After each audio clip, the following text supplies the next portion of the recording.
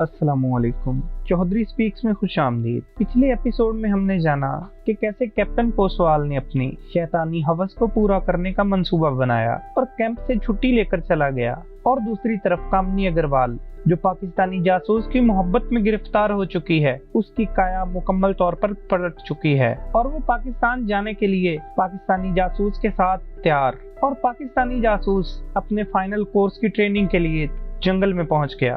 तो आइए चलते हैं कहानी के अगले रुख की जानिब। ताहिर को जंगल में गए बामुश्किल 5 मिनट ही हुए थे जब वो बंदरों की तरह बगैर आवाज पैदा किए नायलॉन की एक छोटी सी रस्सी अपने मुंह में दबाए दरख्त से इस तरह नीचे उतरा था कि कामनी को मामूली सी आहट भी नहीं हो पाई थी। अगले ही लम्हे वो कामनी के सर पर मौजूद था। हाय कामनी डार्लिंग, अपने ख्यालों में गुम कामनी के कानों में इसकी आवाज पिघलते हुए शीशे की तरह उतरी थी। तुम? इसने बैठे बैठे गर्दन घुमाई और चांद की रोशनी में अपने सामने कैप्टन पोसवाल को देखकर सहम गई। हाँ मैं, क्या बात है, तुम डर गई क्या? अरे भाई, मैं तुम्हारा दोस्त हूँ, तुम्हारा पुराना यार। ये कहते हुए वो जस लगाकर कामनी पर इस तरह गिरा कि एक हाथ इसके मुंह पर सख्ती से जमा दिया, दूसरी तरफ से इसने कामनी को इस तरह जकड़ लिया था कि इसके लिए अपनी जगह से जुम्बिश करना भी मुमकिन न रहा था। पलक झपकते ही इसने नायलॉन की रस्सी से कामनी के दोनों हाथ पीछे की तरफ बांधकर इसे जमीन पर गिरा दिया था। अभी वो बामुश्किल सीधा ही खड़ा हुआ था कि इसकी कमर पर पड़ने वाली जोरदार लात ने इसे सामने दरख्त से टकरा दिया। गुस्से और हैरत से पोसवाल ने गर्दन घुमाई। सामने ताहिर खड़ा था। ताहिर ने इसकी मौजूदगी के इम्कान को जहन में रखा था। इसने कामनी की बात को नजरअंदाज नहीं किया था और बजाहिर इसे ये तासुर देने के बाद कि वो जंगल में घुस चुका है, वो यहीं जमीन पर चिपक कर बैठ गया था। अंधेरे की वजह से वो पोसवाल को दरख्तों से उतरते नहीं देख सका था। अलबत्ता इसने कामनी के मुंह से निकलने वाली हल्की सी चीख नुमा आवाज के जरिए हालात की संगीनी का अंदाजा लगा लिया था। कामनी तक पहुंचने से पहले ही पोसवाल इसके दोनों हाथ बांध दिए थे। जख्मी सांप की तरह बल खाकर पोसवाल ने इसकी तरफ देखा और मुगालजात बकता हुआ इस पर हमला आवर हुआ, लेकिन ताहिर ने बामुश्किल इसका वार खाली कर दिया। पोसवाल का वार जरूर खाली गया था, लेकिन इसके कदमों ने जमीन नहीं छोड़ी थी। वो अपने कदमों पर मजबूती से खड़ा था। फिर अचानक इसने बिल्कुल खिलाफे तोक़्क़ो उल्टी कलाबाजी लगाई और ताहिर पर आन पड़ा। इस मर्तबा ताहिर पर हमला इतना अचानक और भरपूर हुआ था कि वो मुंह के बल जमीन पर आ रहा था। पोसवाल का सारा वजन इस पर मौजूद था। इस तरह अचानक होने वाले हमले ने ताहिर को हवास बाख्ता करने के बजाय इसका गुस्सा दोचंद कर दिया और इसने दूसरे लम्हे खुद को संभाल लिया। इससे पहले कि पोसवाल इसकी गर्दन पर अपना दबाव आजमाए, ताहिर ने जमीन पर इस तरह इसके बदन समेत पलटा खाया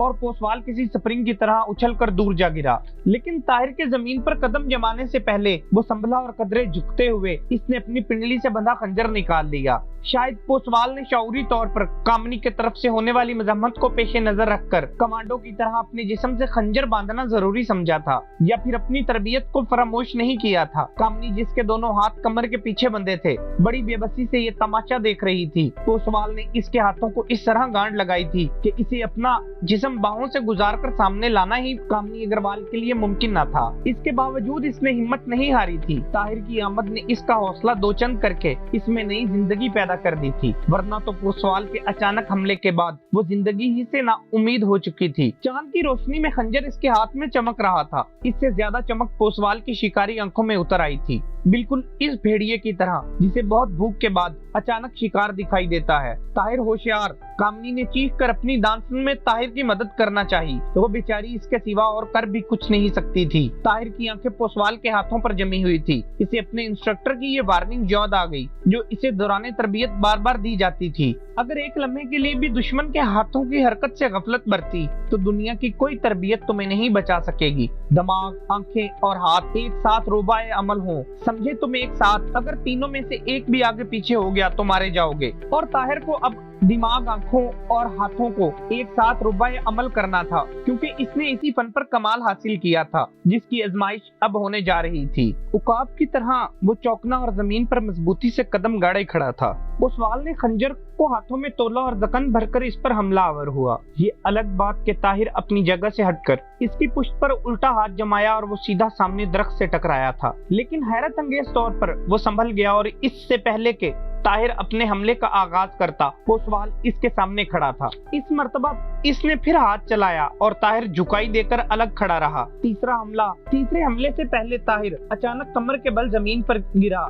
इसकी हरकत कामनी और पोसवाल दोनों के लिए चौंका देने वाली थी। कामनी की तरह पोसवाल ने भी यही अंदाजा लगाया कि शायद वो लड़खड़ा कर गिरा है, क्योंकि इसके गिरने का अंदाज ही ऐसा था। पोसवाल नफरत, हसद और गुस्से के नाकाबिले बर्दाश्त जज्बात के साथ इस पर झपटा, लेकिन ताहिर की तरफ से गैर मुतवक्को अमल से कामनी की आंखें चुंधिया गई। ताहिर ने अपनी तरफ बढ़ते पोसवाल के बिल्कुल नजदीक आने पर दोनों टांगे अपने पेट से लगाकर पूरी ताकत से पोसवाल के पेट में मारी। ये हमला अचानक, भरपूर और पोसवाल के लिए सरप्राइज था। हवा में उछलकर वो जमीन पर गिरा और दोबारा ना उठ सका, क्योंकि गिरते हुए इसकी पोजीशन बिगड़ गई और हाथ में पकड़ा खंजर इसकी गर्दन के नीचे आ गया। पोसवाल मुंह के बल गिरा था। ताहिर झटके से बाजीगरों की तरह कदमों पर उठकर खड़ा हो गया। वो पोसवाल की तरफ से अगले हमले का मुकाबला करने के लिए पर तोल रहा था, लेकिन पोसवाल के जिस्म ने 2-3 झटके खाए और ठंडा पड़ गया। शायद ये खंजर जहर में बुझा हुआ था। बरक रफ्तारी से आगे बढ़कर इसने कामनी के हाथ खोले, जो बच्चों की तरह खौफजदा सिसकियां लेती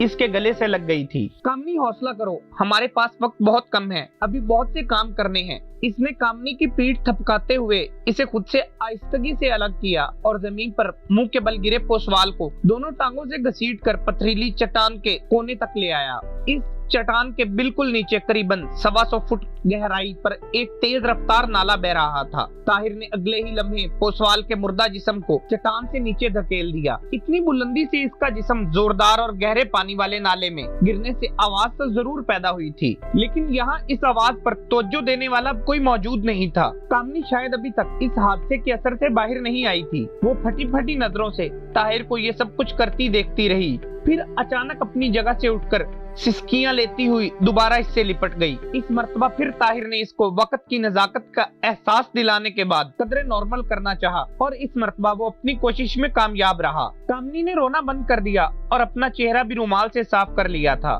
टॉर्च लाओ, इसने कामनी से अचानक ही कहा और वो भागती हुई कुछ फासले पर खड़ी जीप तक जाकर अपनी इमरजेंसी टॉर्च ले आई। अपनी छठी हिस्स की तरफ से मिलने वाली वार्निंग के तहत इसने टॉर्च इस दरख्त की तरफ फेंकी और जल्द ही इस दरख्त की टहनियों में फंसा वो नायलॉन का झोला नजर आ गया। टॉर्च कामनी को थमाकर वो लंगूर की तरह दरख्त पर चढ़ा और पोसवाल का बैग और नायलॉन का झूला नुमा बिस्तर इसने नीचे कामनी के नजदीक फेंक दिया और खुद नीचे उतर आया। इस सारे अमल में इसने बामुश्किल 6-7 मिनट जाया किए। नायलॉन का झोला तह करके इसने बैग में बंद किया और बैग भी पोसवाल के पीछे ही फेंक दिया। अब वहाँ सिर्फ खून के निशानात थे, जिन्हें मिटाना इनके लिए मुमकिन न था। मेरे पास सिर्फ 1.5 घंटा बाकी है, इसने घड़ी की तरफ देखते हुए कामनी से कहा, जो अभी तक मुकम्मल हवास में वापस नहीं लौटी थी। तुम, इसने कुछ कहना चाहा, लेकिन ताहिर ने कामनी की बात काट दी। मेरी बात ध्यान से सुनो, अगले 5 मिनट में खुद को नॉर्मल कर लो। यहाँ इस चट्टान पर कोई भी खून के धब्बे तलाश करने नहीं आएगा। पोसवाल ने 2 दिन की छुट्टी ली हुई है, कल से इसकी छुट्टी शुरू हो जाएगी और हम परसों यहाँ से निकल रहे हैं। तुम अपने जहन को काबू में करो। फिलहाल 48 घंटे कोई तुम्हारे मुतालिक कोई बात सोच भी नहीं सकता। अलबत्ता अगर तुमने खुद पर काबू ना पाया तो ऐन मुमकिन है कि हम दोनों वक्त से पहले बेमौत मारे जाएं। ताहिर ने इसे समझाया और इसकी ये बात ताज़ियाने का काम कर गई। कामनी वाकई नॉर्मल हो गई। मैं अपना टारगेट हिट करके वापस आ रहा हूँ, क्योंकि काम अधूरा नहीं छोड़ा जा सकता। तुम अब जीप के पास चली जाओ और इत्मीनान से अपनी ड्यूटी करती रहो। ये कहकर वो कामनी का जवाब सुने बगैर तेजी से जंगल की तरफ बढ़ गया। अब वो एक मुकम्मल कमांडो बन चुका था।